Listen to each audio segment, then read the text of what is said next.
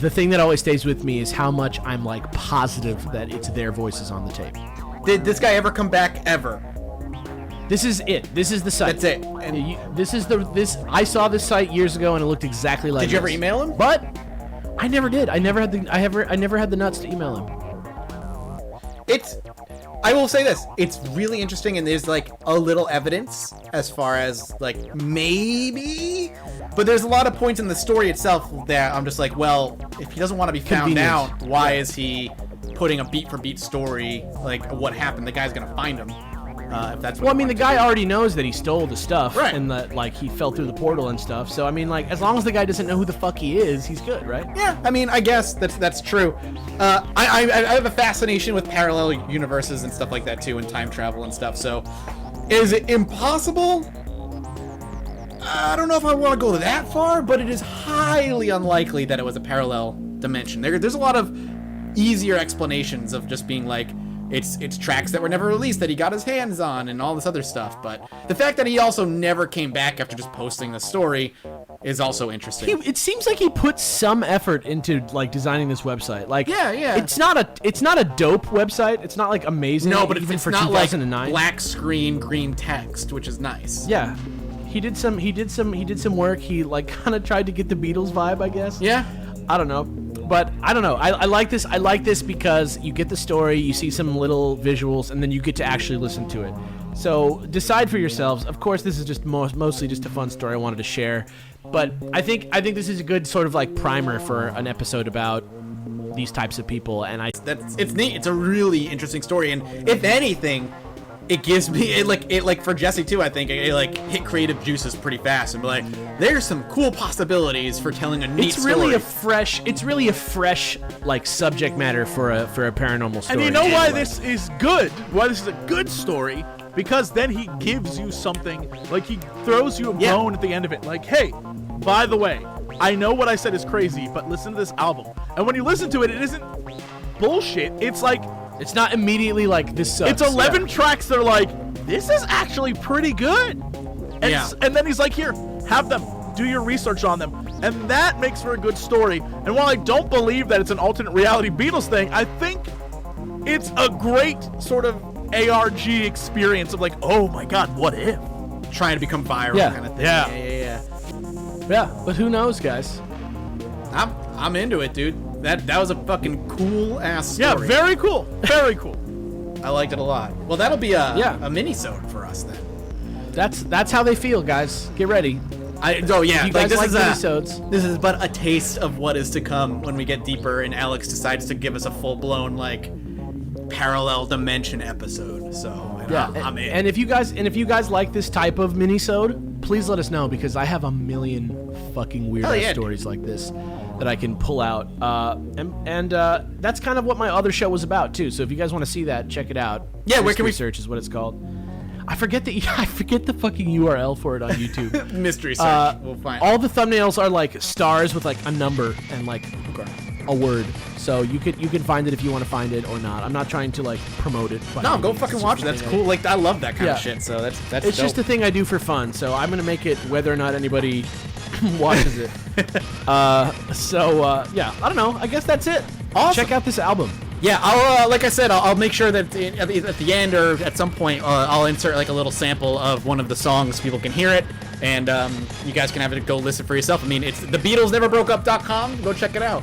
Well, thanks, Alex. That was super fun. I love that kind of shit, dude. Like, that's awesome. I would have. My first question to this guy, if I ever ran across somebody who claimed to be a parallel dimension traveler, I'd just be like, so are aliens real in your universe?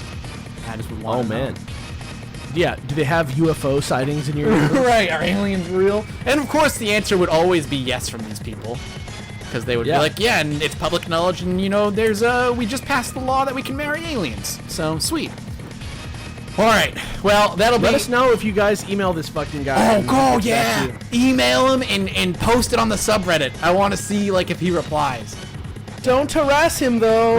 No. Like, legitimately, if you're curious, throw him an email and see if he gets back. I mean, this is back from the early, like, many years ago when Alex said he was in high school, for Christ's sake, so... Or college, rather. Like, very early college years, Yeah. Sweet, man. Well, thank you so much for that mini-sode. We will, this will be, I don't know yet if it's going to be the week after the episode 4 or if it'll be where episode 5 should be, depending on recording schedules, but it'll be up one way or another. Thank you guys so much for watching. If you're enjoying it, make sure you drop us a review, iTunes, all that good stuff. 5 stars. Yeah, 5-star us, write us a review. For iTunes specifically, it's super important. Otherwise, Apple doesn't really care if we exist or not. So, you know, let them know that you're loving what we're doing. We also have a subreddit. You can go talk about things, and if you email them and you get a response, I'd love to see that email. That would be awesome. I know I barely ever post on Reddit at all, period, but I definitely lurk in that subreddit a lot, so it's been fun reading all your guys' stuff. Yeah, it's been super active, which has been great. Yeah, it's actually like really kind of like a nice little village now. Yeah, I like it a lot, and it's only going to grow from here. Also, you can follow all of us on Twitter, as always. You can follow Jesse at Jesse Cox. You can follow Alex at Afaciane. And you can follow me at Mathis Games. And, of course, the podcast itself at Chilluminati Pod. You can reach out to us and let us know what you guys think. Thank you guys so much for the support on this series. It's been super fun for us. And we'll see you next time with something very special and weird, I'm sure. See you next time. Yep. Peach. Bye. I wear a few different hats as a CFO. You know, sometimes it's referred to as Chief Fixing Officer. Wherever there's a fire in the business, you know, I'm often there first. Whatever hat CFOs like Imran need to wear, Sage's tools and insights can make sure they fit. Sage, helping business flow. Cold Blood, Nordic True Crime.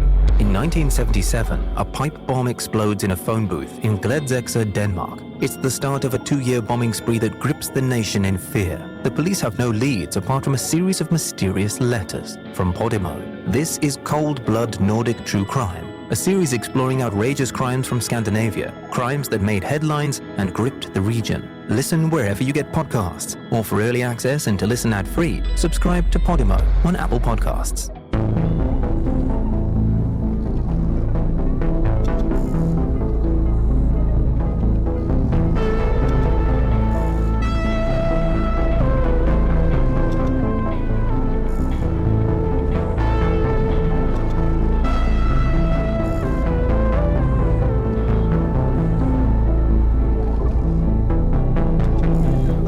Let's just jump right into it. Hello, everybody, and welcome to the official episode 4 of the Chilluminati podcast. I am, as always, Mike or Mathis or whatever you want to call me, joined by my good friends Alex and Jesse. How's it going, boys? Hello. Feeling good. Are you feeling? Well, that's good. I'm glad you're feeling good. Say too good. I don't know. Yeah. I don't know what's going on over there. I just had a shrimp cocktail and a taco. I feel great. Hell yeah, dude. Wait, time out. Delicious. A shrimp cocktail and a taco, or in a taco? And a taco. How did you get both? My uncle always orders a lot of appetizers, so I was like, I'm gonna go light. The shrimp cocktail had 5 shrimp, and I got a taco a la carte. You know Bingo, what? bango, bongo. Bingo, bango, bongo. Absolutely. Bloop, bloop, bloop. Guys, as you get older, this is what it turns into. Get ready. It's the little things. Yeah. Oh my god. Well, we had to pull Jesse away from World of Warcraft. His No, you didn't have to pull me his away. true bay. I walked away willingly. Trust me. But this episode's gonna be fun because it's something I've been excited to do for a while, and while we're kind of laying a groundwork for future episodes that have to do with aliens. Oh man, aliens are just like. I picked up a couple new books. I don't know if maybe Alex, you've read a couple of them, but I picked up Edge of Reality, which is on its way from Amazon right now. And on my last trip, sorry, I'm bending over to grab the book. On my last trip, I picked up Crash at Corona, which has to do with the evidence from Area 51 and all that stuff in Roswell. And I'm pumped. I've never heard of that one, but Edge of Reality is that's canon. Yes, it's canon. That's like the shit that you want to read because it's important for any UFO enthusiast of any point. I'm embarrassed not to have a copy. Yeah, they're not that. They're like $20 on Amazon if you want to grab one. They're not that. Yeah, bad. I should. Yeah. I absolutely should. But today's gonna be fun. I have a feeling the most fun for Jesse, because we're gonna talk about basically the things we're gonna cover today are how long people believe aliens have been visiting, why they visit, why aliens are even interested in Earth as it is right now, the aliens that are quote unquote recorded having visited us, and maybe we're gonna lightly touch on a couple of mass sightings, the sightings where hundreds or thousands of people saw the same thing and has a bit more facts behind it. That shit is just like irrefutable to me. Yeah, What? Wait, what? Irrefutable? Like, just the scale of it sometimes is like so wide reaching on these like mass sightings that I just get like my mind blown. What? Like, we at the need very we need least- to determine what mass at the very sighting least- is, though. Okay, so I happen to just know about a couple, you know. yeah, like as an example, the Hudson Valley sightings. I think there were upwards of 300 or 400 phone calls to the local police department within the couple night span that they were seeing all these V-shaped lights and ships hovering around the town for. I think it was. There was like a couple of nights that it happened, separated by a few days, and then something like the Phoenix Lights, which is upwards of I think 1,000 people. But again, Plus the news. these are It's like UFOs, not aliens. Let's be clear. Right, but just compelling ones. You know, like Right. the Phoenix Lights one is specifically, if we're, you know, I don't want to go too deep into it, but it's just like, you know, there was a great National Geographic documentary about it that just was like so convincing, like truly convincing. But convincing about like what? Walter I think, Cronkite was like the host of it or something. but I think let's again be clear. It's a UFO. It's unidentified. So we can't say that I'm not it's talking about this proves. I'm not saying this proves the existence of aliens. I'm just saying these seem at least to be not something, you know, like most of these sightings end up being like a dude trying to hoax for money or something like that. Right. No, I can agree with that. I think Yeah. the And mass there's- sightings you're talking about are ones that I'm like, okay, people definitely saw something. The question remains, what Right. did they see? But and sure. yeah. And that's the thing too, and that's what's so interesting about these sightings. So just so people understand, I went into this episode thinking, all right, we're going to talk about one of the sightings in depth, and then I started like doing like my proper note taking and research. I'm like, there's so many things that we need to talk about first before we worry about that. And things like the Phoenix Lights or the Hudson Valley sightings, they are UFOs, and that's important to note. While through it, there are multiple people who've come forward and said they had weird experiences with them. Obviously, it's all hearsay. But there is, of course, video evidence of these UFOs in the sky that you can go look up that have been around since the 90s and 80s and when these ended up happening. But we're going to worry more about, like I said, the basics and maybe lightly touch on those today. But before we dive into that, there's a couple of things I want to mention right at the top. One, there was a bit of a correction that I want to put on the Hollow Moon episode that we talked What about. do we do? What did you Here we do? go. What did you do? There It was probably me. It's It was probably me. for all fairness, it was Alex. But it was just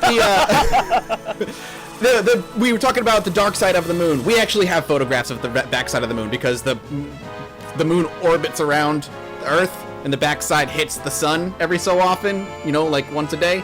And we actually have photographs of the backside of the moon. So that there is no dark side of the moon. People were pissed when we were like, dark side of the moon. It's true. There is no quote-unquote dark side of the moon. And then something I should have clarified on my end, when we talked about the moon ringing like a bell, specifically what we're talking about is the readings and seismographs that were taken away from the moon when the crashes happened. People were also arguing that there is no atmosphere on the moon. That's a lie. There is an atmosphere on the moon. It's incredibly thin and it's barely there, but there is a lunar atmosphere as well. But it's not like wasn't like a giant noise was ringing like a bell off the moon. It's the seismographs that they then, you know, read and was like, that looks like a gong, basically. Like if you hit a gong, it would ring, and so too does the moon ring in the way the tuning fork rings. You would where just it see the literally waves. rings. Yeah, you literally rings. Yeah. So it's just seismograph readings. That's what they meant. All I was saying in that episode was like the verbiage of rings like a bell seemed like an inaccurate or like a not apt metaphor for what they were experiencing. Right. It's just it's the terminology they used, and I should have specified more specifically what they meant. Other than that, I think that's all I wanted to cover. We're The other already thing, making too- corrections. We're Well, I think we're it's- already making corrections. Yo, 3 dudes talking out of their ass about like crazy hijinks in space, it's gonna. Hey, listen. There's gonna be a scientist who knows more about this. Right, and that's the other thing too. While I'm doing research and while, we're doing research for each episode, we're not scientists. We're trying to get the facts out there the best we can, but there will be corrections from time to time, and we will address them as necessary. This is the chill Illuminati. Exactly. This is not me. Nailed it. You nailed it. You were exactly right. If they tuned in for like the science literate, podcast. the literate science Audi, then Grab a small ramekin, and put a little bit of salt in it. And each time that you listen to an episode of Chilluminati, just take 1 grain of the salt and just put it in your mouth. Of course. There you go. Yeah. Perfect. Take it with 1 grain of salt. Yeah, take what we're saying with a grain of salt. We will. I get it. It's just that was insane. Again, we're not coming in with this with just like no information. I do a fuck ton of research and I do what I can to bring the facts, but there will be misspeakings every so often, and I will. Yeah, we're just gonna go off into the weeds and talk about science. Yeah, so exactly. Bear with So, us. Yeah. Let's talk about aliens. Off the bat, here's what I will say about my personal belief in aliens. I firmly believe aliens exist. I firmly believe that they are I wouldn't say I firmly believe. I believe that there's a possibility that they have visited every so often. Maybe they still do for maybe scientific purposes or whatever. However, when we talk about like the dominant 12 or 14 alien races that exist and the weird space war that we're going to talk about here in a little bit, that stuff, not so much. Aliens are an incredible thing. I was talking about this, or not talking about it, but just like I was driving home right now and I was just like thinking about this because I was getting excited to record the podcast, and like so much of the stuff that everybody talks about with regard to aliens, like most people are like, that is bunk, that is bullshit, right? Mm-hmm. Like most of what it is. But we all, like, regardless of what we believe, like, there's not that many mythologies out there that are like legitimately believed by so many people that have been created in an age where we had things like radio and television and internet. And so it's so interesting to look at this stuff because it's so central to like, a lot of people say that like conspiracy theories are like the mythology of America, kind of.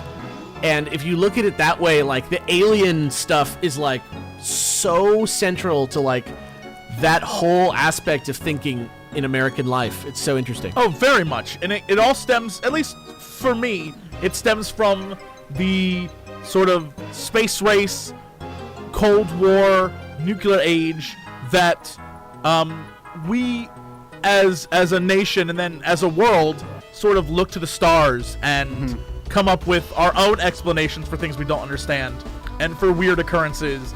And like you, I believe that in general aliens must exist. There must be something else out there. It makes no sense to have such a massive universe and nothing else exists, right? That, I think, is more of a stretch than to say aliens exist. With that said, I don't have any evidence they've ever visited Earth. However, there's a lot of compelling stuff that exists that people say, oh, well, that's why they're here. And there are some things that you're like, okay, that's fascinating about the past and about ancient civilizations and about the historical record where it's like, that thing looks like an alien. But that's us putting a spin on that. So I don't know that we have any evidence to say that there's anything other than humans that have ever been to Earth. But who knows? At the same time, if someone tomorrow came to me and was like, we have evidence, and they proved it, I'd be like, all right, I'm in. So like, I have no opinion either way, but I have no evidence to support that they've ever been here. Yeah, I agree with Jesse pretty wholeheartedly. But I also want to add on to this that like the idea of Earth being visited by some kind of being or presence from somewhere very far beyond our ability as humans to completely comprehend or reach, I believe is likely. I'm actually with Alex on that. If there is alien existence or people visiting or aliens visiting or whatever, I'm of the opinion that they're not necessarily traveling here physically as much as they may be piercing a dimension we don't have like access to and all that other stuff. But that's a topic that would take a whole episode to talk about.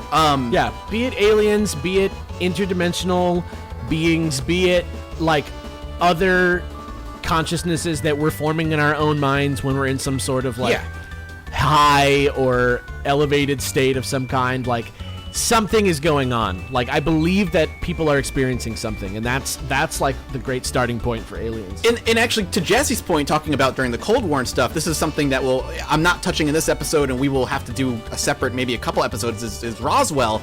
A lot of the whole, like, it wasn't a weather balloon, which I do not believe it was